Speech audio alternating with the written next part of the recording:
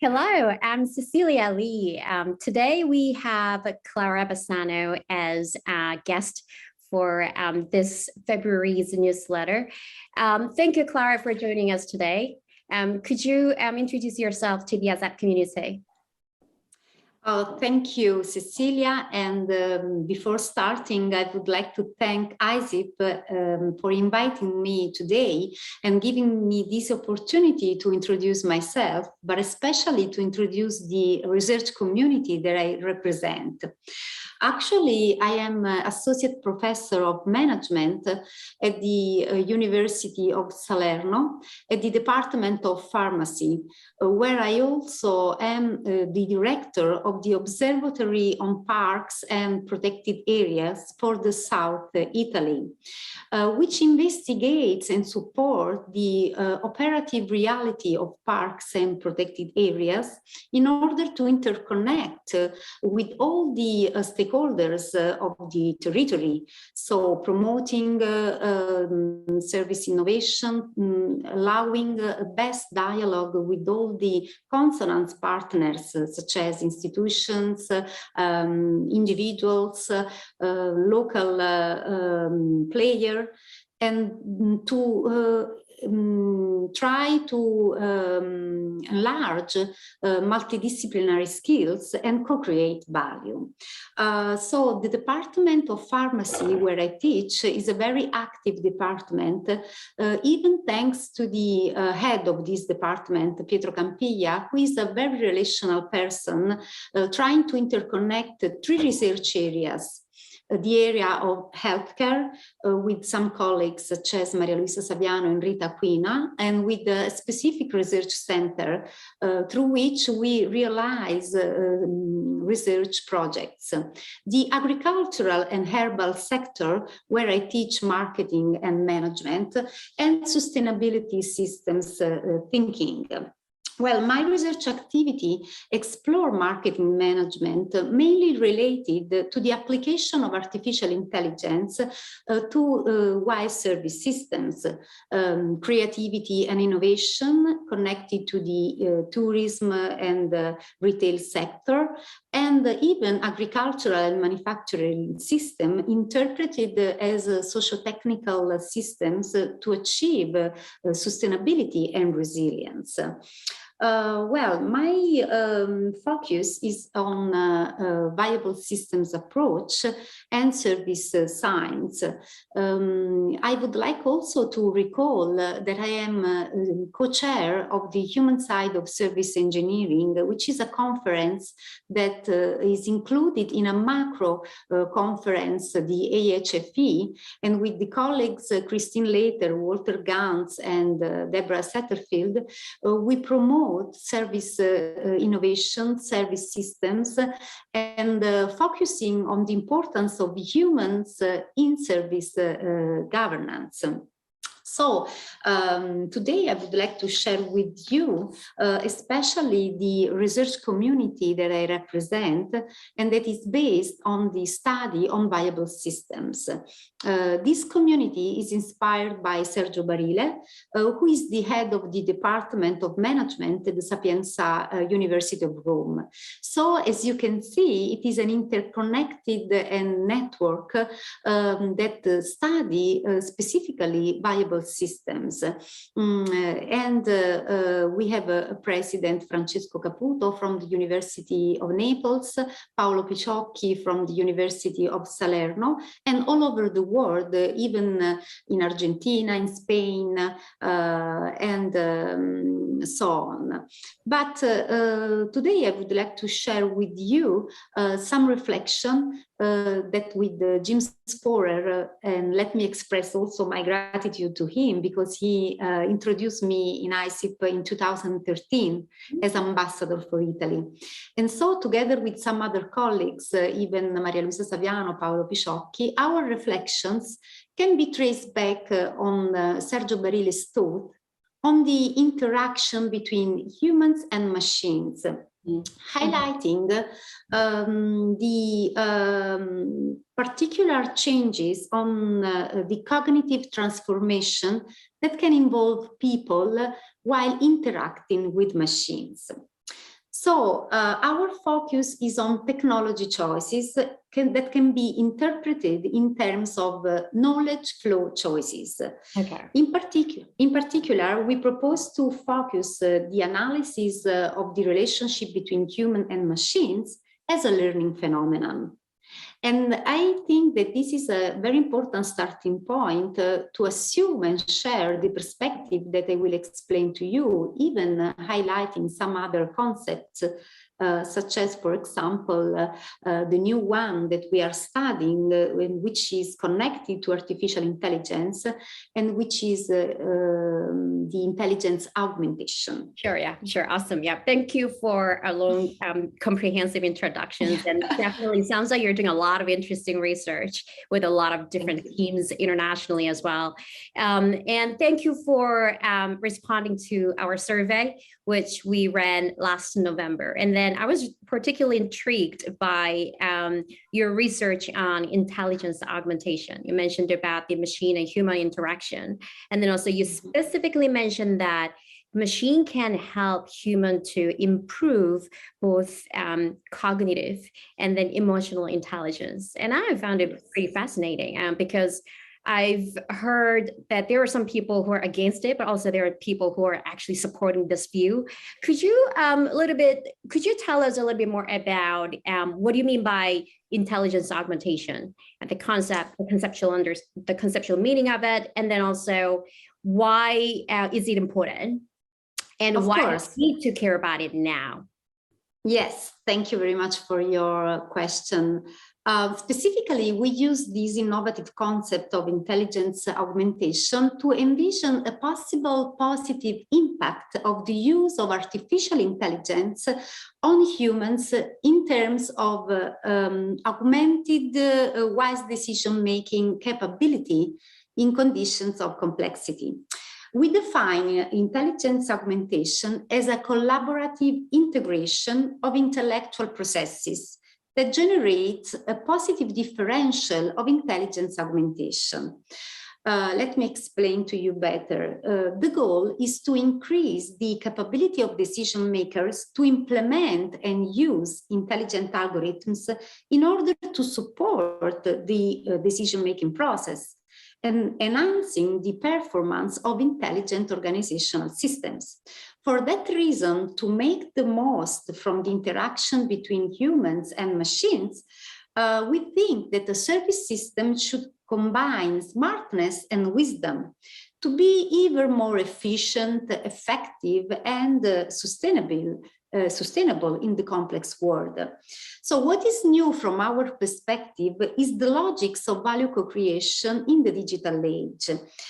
Because we think that these logics should evolve considering not only the direct contribution of advanced technologies such as artificial intelligence, but also the effect produced by the interaction of humans with them.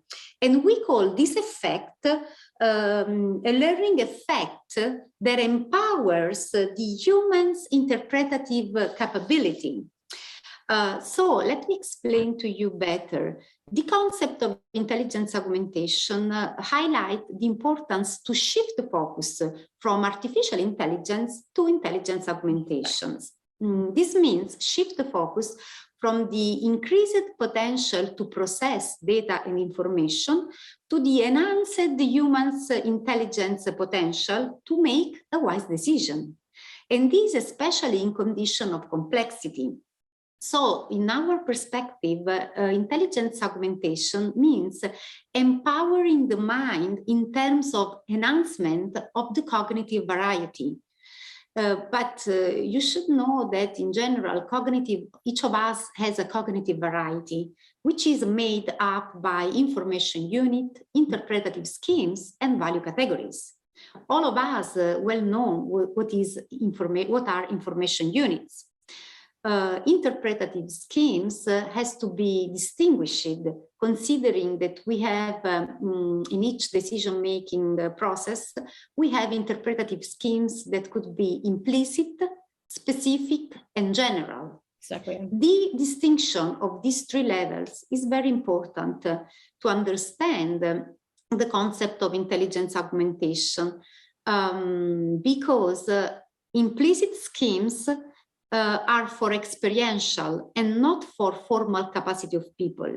Specific schemes are for interpretative competencies through diffusive models, while general schemes are for context of consonance on shared value categories. Let me take you an example to clarify these three elements. Think about an expert carpenter. The expert carpenter will use implicit schemes to realize, for example, wood stuff based on his long life experience. But if the carpenter would like to transfer to others his expertise, it becomes necessary to formalize his expertise, for example, through an instruction manual. In this way, implicit schemes become specific schemes as the potential of replicability consonant with the different style of carpenter. Moreover, if the reputation grows and becomes a benchmark for other carpenters, then we have general schemes. So we can say that implicit schemes help one entity. Specific schemes increase the system's know-how potential, while general schemes increase the system's know-why potential necessary for wise decisions.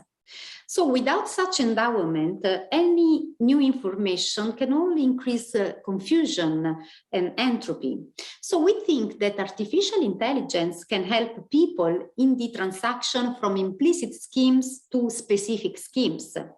In other words, we can say that technology facilitates the formalization of implicit schemes into specific schemes.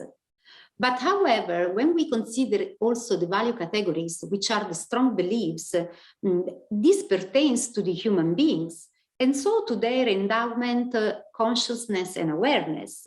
So from our perspective, intelligence augmentation derives from the evolving of the specific schemes into general schemes, thanks to the enrichment of value categories. And this is the so-called rehumanization of process of intelligence.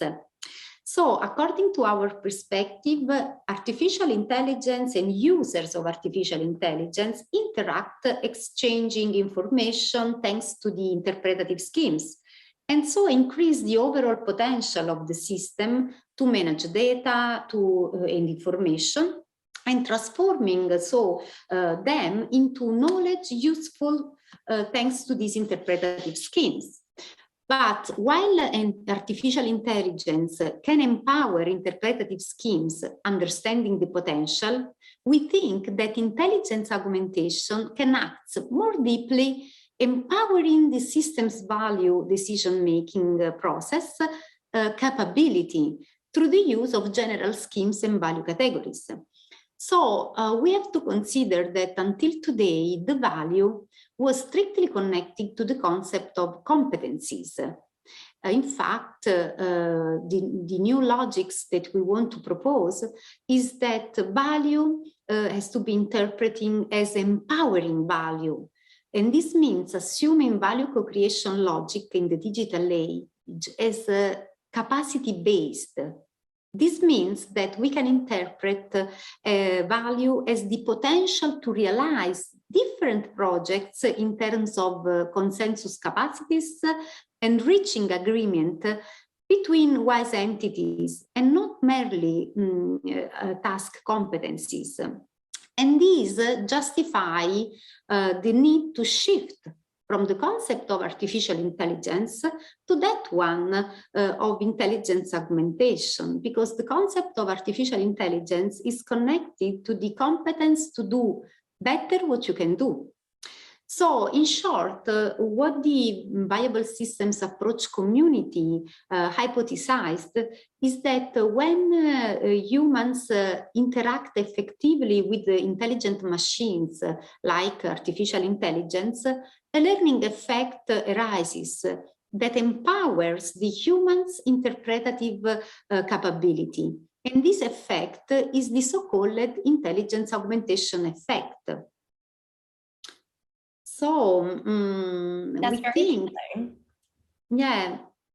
We think that if we want to share also the opportunity that ISSIP recall to interpret innovation as a co-evolutionary process, we believe that this concept of intelligence augmentation could give an innovative contribution to the field of service innovation and value co-creation, also provoking a reconsideration, a revision of the existing service systems literature, and the reconsideration of which is the role of technology in the human-machine process.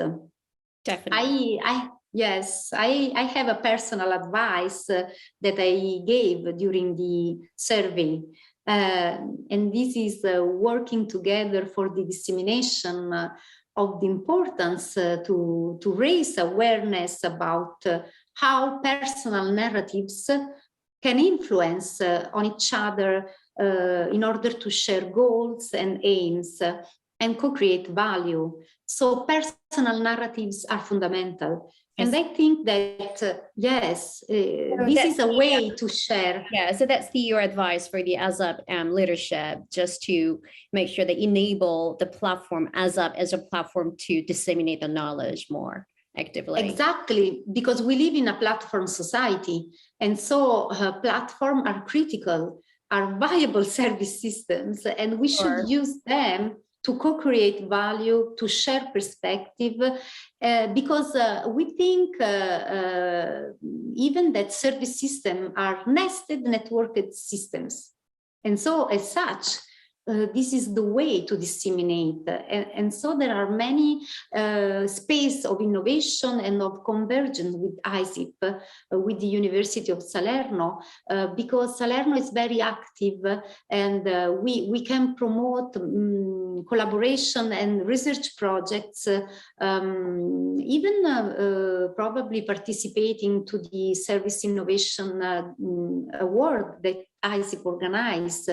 And even participating to the research centers that we have in our department. It's 3 years that I work in the University of Salerno. Before, I was a researcher in the University of Naples. But I think that I would like to propose to ISSIP too a more strong collaboration, activating also a sort of membership with the University of Salerno, but in particular with the Department of Pharmacy, where we have this observatory on parks and protected areas that I was telling to you. And we have also the Healthcare Research Center, and the sustainability is a topic very important. And we have colleagues that work for it. So we could plan and project concrete.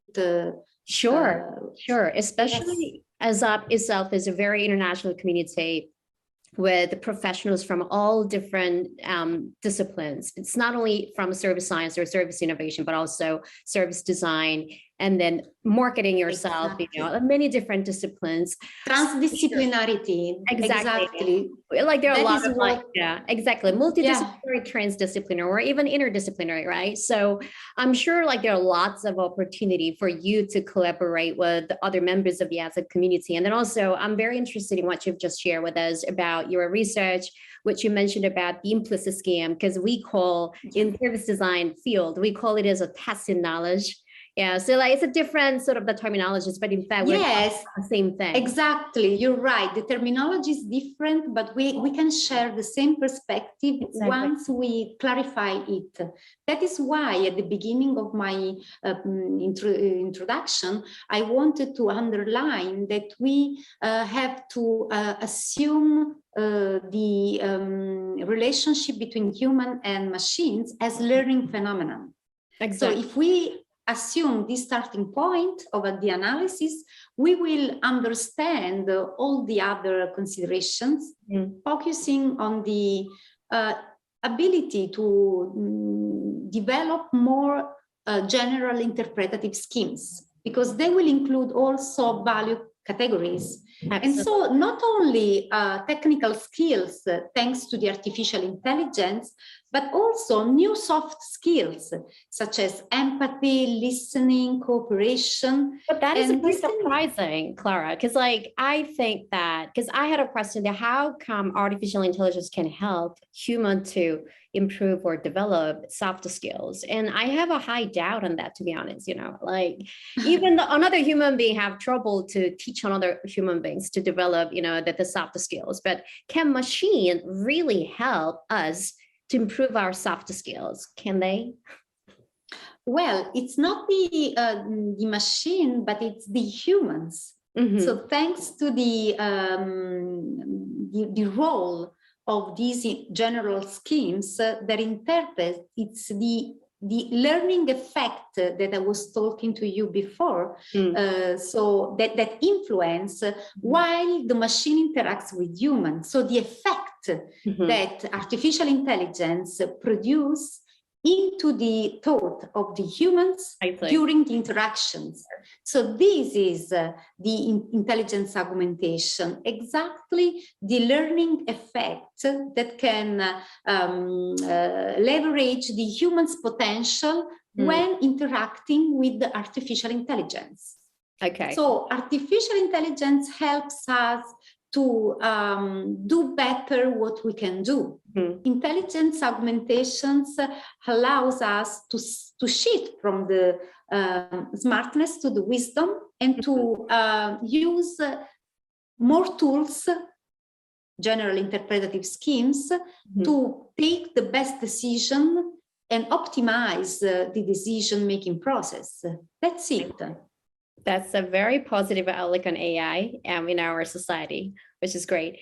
So before we close the call today, if you have anything you would like to share with the ISSIP community and the ISSIP leadership in general, do you have anything to share? Well, we are projecting with the Paolo Picciocchi, which is the guest editor of the next special issue on sustainability, a special issue on service innovation.